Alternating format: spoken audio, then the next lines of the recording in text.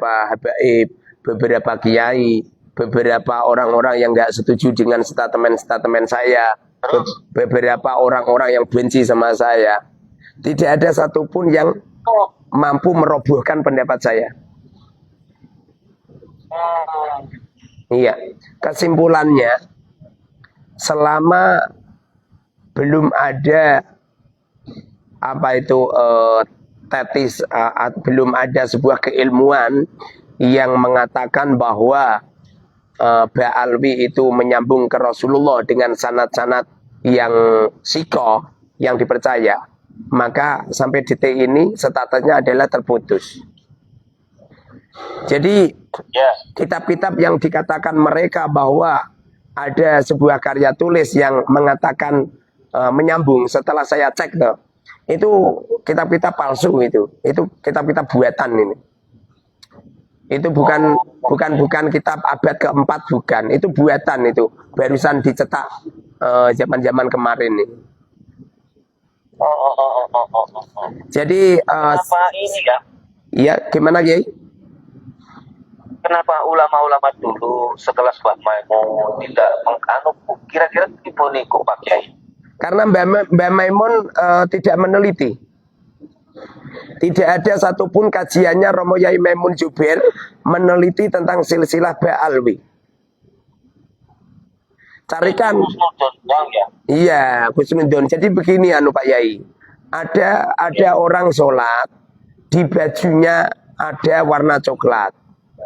Orangnya kan gak ngerti itu coklat apa temblek lincung, apa kotoran ayam, gak ngerti. Pada akhirnya dia husnudon. Kira-kira di waktu ada orang husnudon, kalau warna coklat itu adalah coklat, kira-kira sholatnya batal nggak? Iya. Tapi kalau ada orang sudah tahu jelas, setelah dicium toh baunya bau temblek lincung, ngerti positif kalau itu temblek lincung atau kotoran apa itu ayam, kira-kira bermakmum sama orang itu batal nggak? Batal Pak Kiai. Sehingga orang seperti saya atau seperti Kiai Imad atau seperti kiai-kiai yang lain kok masih mempercayai bahwa Ba'alwi adalah dzurriyyatir Rasul, maka dosa mereka. Haram. Karena sudah tahu. Seperti contoh panjenengan udah tak terangkan seperti ini. Sampai udah tak jelasin bahwa nasab Ba'alwi itu terputus dengan klaimnya Syekh Ali Sakran yang mengatakan bahwa silsilah beliau itu nyambung ke Rasulullah lewat Ubaidillah. Panjenengan udah tak terangkan, tapi panjenengan tetap husnudon. Maka husnudon ini panjenengan salah itu. Sudah diberitahu kok, tetap husnudon. Terus kayak Gus Baha juga belum membantah sama sekali Pak Kiai. Olehnya belum membahas karena Gus Baha itu tidak meneliti nasab. Gus Kausar belum meneliti nasab. Gus Miftah tidak meneliti nasab. Kalau beliau melakukan seperti yang apa aku lakukan, pasti dia akan seperti saya. Sebagaimana ada perempuan, menurut orang banyak mengatakan gak cantik. Tapi saya teliti, perempuan itu Masya Allah, aduhai gitu. Jadi saya jatuh cinta sama perempuan, walaupun semua orang mengatakan, loh perempuan jelek kok dicintai gitu. Lalu saya mengatakan, wahai para pembenci-pembenciku, apabila engkau saya pinjamin mata kepala dan mata hatiku, tentu kau akan melakukan seperti apa yang aku lakukan. Percaya nggak Pak Yai? Iya percaya. Lah ya.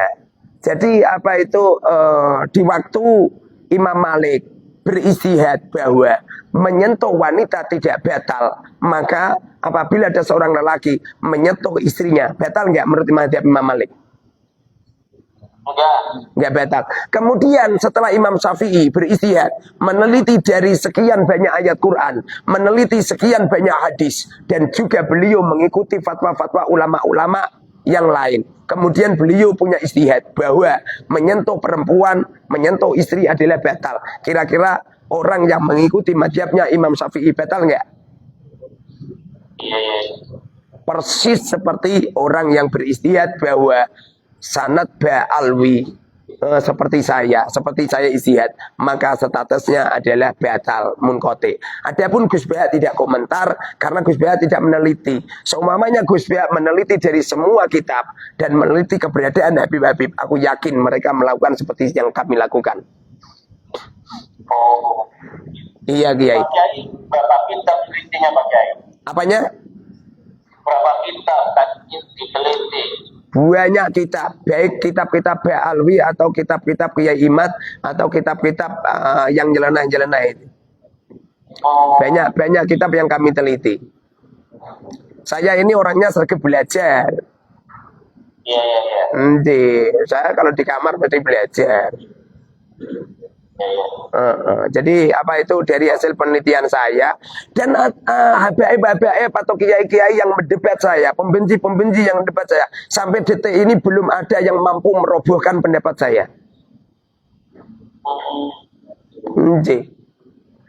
Bagaimana Syekh Ali Sakron mengklaim kalau dirinya dzurriyyati Rasul, sementara beliau itu mengatakan bahwa dzurriyyahnya itu mutasil sama Rasulullah itu lewat Ubaidillah. Tidak ada satu kitab pun, manuskrip satu pun yang mengatakan bahwa Ubaidillah ini adalah putra Sayyid Ahmad. Semua kitab-kitab yang ada mengatakan bahwa Sayyid Ahmad anaknya cuman 3 saja. Sayyid Muhammad, Sayyid Ali, dan Sayyid Husain. Tidak punya anak yang namanya Ubaidillah. Lagi pula Ubaidillah itu adalah gembong pembunuh, pembantai dzurriyyati Rasul. Mana mungkin ada orang memberi nama anaknya dengan nama orang yang pernah membantai keluarga mereka? Nggak mungkin. Wong Rasulullah itu ada orang yang benci sama Rasulullah, bahkan tidak percaya dengan ajaran Rasulullah, bahkan sering menyakiti Rasulullah. Namanya Abu Jahal, Abu Lahab. Apakah Rasulullah memberi nama anak dan cucu-cucu mereka dengan Abu Jahal dan Abu Lahab? Tidak. Lagi pula dari zaman dulu orang yang keturunannya Rasulullah lewat Sayyidina Hasan semuanya panggilannya adalah Sayyid. Kalau lelaki Sayyid, kalau perempuan Sayyidah. Yang keturunannya Sayyidina Husain, kalau lelaki panggilannya Syarif, yang perempuan Syarifah. Sedangkan Habib itu adalah panggilan dzurriyyati Rasul dari Yaman yang telah diklaimkan oleh Habib Ali As-Sakran. Saya berani ngomong terang-terangan ini toh. Silakanlah siapapun orangnya, kalau pengen merobohkan pendapat saya silakan. Yang bisa mentaklukkan pendapat saya silakan. Nanti saya tak ikut kalau memang benar. Kalau nggak benar ya nggak ikut toh. Kayak Sidogiri juga masih muhibbin Pak, itu loh Kiai. Kalau masalah muhibbin, saya ini muhibbin kelas berat saya. Saya muhibbin. Nyampe sekarang tuh kalau ada Habib itu tak cium tangannya, cepipa-cepipi, bahkan tak sangoni, setiap minta transferan tak transferi. Saya ini apa itu kalau dibandingkan dengan mereka yang mengecam menghina saya itu, muhibbinnya itu jauh tinggi muhibbin saya. Uang besok itu kholnya Habib Anis, saya sama santri saya 600 tak kerahkan loh. Nah itu Habib Anis gimana? Nyambung. Habib Anis itu adalah Habib, bukan Syarif, bukan Sayyid. Kalau beliau tidak Sayyid, tidak Syarif, secara otomatis Habib Anis adalah dzurriyyati Rasul yang dari Yaman, namanya Habib. Menurut silsilah yang kami pelajari adalah terputus. Saya mengatakan Habib Anis sanadnya terputus, itu hanya sekedar terputus sanad silsilah, bukan terputus sanad keilmuan. Kalau sanad keilmuan, siapapun orangnya tetap kami hormati dan kami ikuti. Nah, artinya Habib Anis itu Habib nyambung. Habib Anis adalah Habib dzurriyyah Rasul yang lewat jalur Ubaidillah. Kalau menurut Syekh Ali Sakran dan ulama-ulama yang mengikuti pendapat beliau, yo nyambung. Kalau menurut Muharrar Hudori Demak, ya nggak nyambung. Ya, kalau nggak nyambung, kenapa sampai masih ini mengaku memanggil Habib kepada beliau? Karena Habib itu adalah dzurriyyati Rasul yang dari Yaman, namanya Habib. Tapi kalau dzurriyyati Rasul yang selain Yaman, namanya syarif atau sayyid.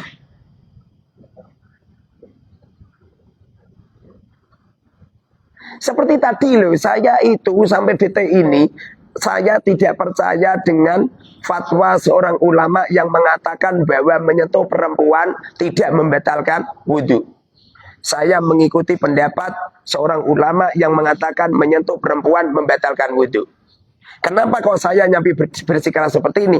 Apakah saya tidak peduli dengan pendapatnya Imam Malik yang mengatakan bahwa apa itu menyentuh perempuan tidak membatalkan sholat? Dan apakah saya tidak meneliti bahwa Rasulullah dulu itu pernah berangkat jamaah, lalu ada Sayyidatina Aisyah, Rasulullah menciumnya, kemudian setelah itu Rasulullah tetap sholat, tidak wudhu dulu. Saya tahu. Kenapa saya tidak mengatakan batal? Sebab Rasulullah itu adalah manusia basarun lakal basar, manusia yang tidak seperti normalnya manusia biasa. Beliau mempunyai min khosaisil anbiya, punya kekhususan. Rasulullah boleh nikah lebih dari 4. Kita orang umatnya tidak boleh lebih dari 4. Rasulullah menyentuh istrinya tidak batal, kita batal, umat sebabnya. Sebagaimana saya mengatakan bahwa apa itu Habib Anis sanadnya tidak terputus. Saya mengatakan Habib Anis sanadnya tidak terputus bukan berarti saya memutuskan silsilah keilmuan, ya benar. Seperti contoh panjenengan terhadap saya, kenapa Pak Yai mengambil ilmu saya? Padahal Pak Yai udah tahu kalau silsilah nasab saya terputus dengan Rasulullah. Jawabannya apa coba? Jawabannya karena yang diambil bukan nasabnya tapi keilmuan, ya kan Kiai?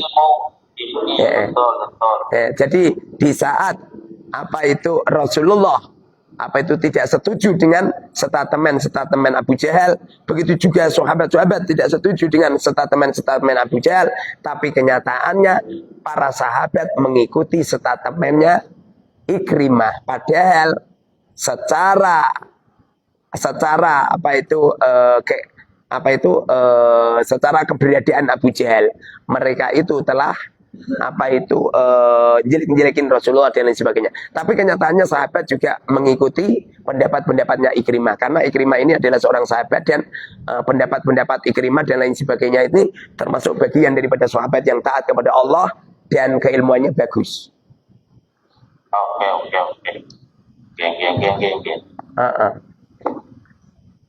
Ada yang ditanyakan lagi, Kiai? Ya, syukron ala ijabatikum. Ya Kiai, ya semoga. Yang itu loh, putusan saya bagaimana? Alhamdulillah, bagus Kiai. Bagus, keilmuannya bagus. Tadi barusan saja tak tes Kiai. Katanya apa kalimat bagus, pokoknya kalau sudah 40 hari siap tempur nanti. Oh itu toh. Coba di ini di video itu kalau lagi sampai nanyain munakosa. Ya siap. Nanti kalau udah pulang dari khol, ini nanti ada kegiatan datangi khol di Solo Kiai. Iya tadi izin katanya mau khol ikut Kiai Muharram gitu di Solo, izin kemarin. Lah orangnya ikut nggak katanya? Ngasih tahu bahwa ini saya mau ke hall Kiai Kiai bersama Kiai Muharram ke Solo gitu ngomong. Oh gitu. Berarti ikut kan? Iya. Ikut katanya ikut. Oh ya, oke Kiai. Ya. Oke Kiai. Sangat. Imam ikut. Amin Kiai. Mabruk. Semoga diberkahi Kiai. Assalamualaikum. Waalaikumsalam. Ini pakar ilmu dari Timur Tengah ini. Matikan Gus.